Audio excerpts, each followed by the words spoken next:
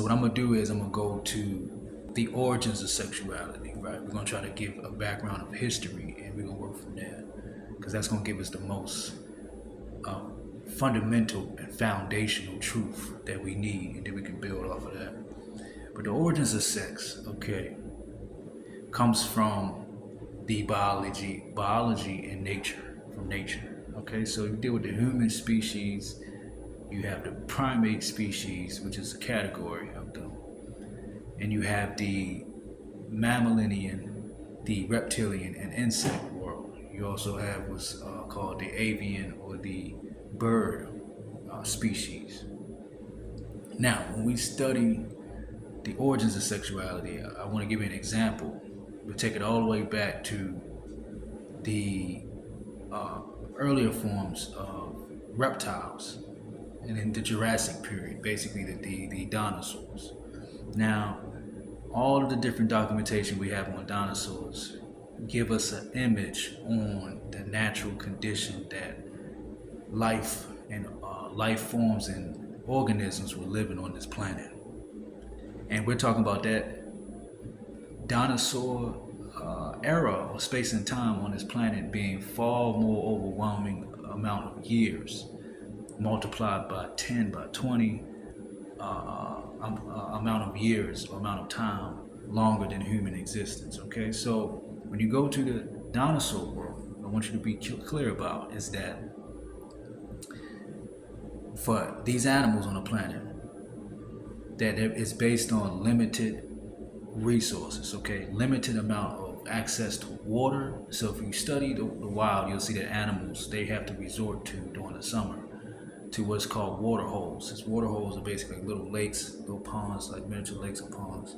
Places that throughout a river basin creates these holes, or sometimes through rain, where all of the animals would gather around. And in that water hole is very dangerous, right? You get it? So there's competition over territory amongst these species. So imagine the dinosaur world and the level of territory that they would cover for one particular dinosaur, and how cutthroat and brutal reality would be for all of the animals in that all the other animals in that dinosaur's territory, right? In that dinosaur space.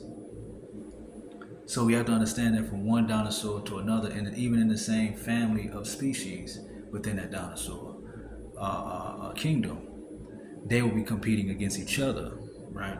For food and for space, which we just said is territory, and for a mate, right? For a mate. So that leads it to where we have to understand in a region there's limited resources, there's limited water, access to water or river system.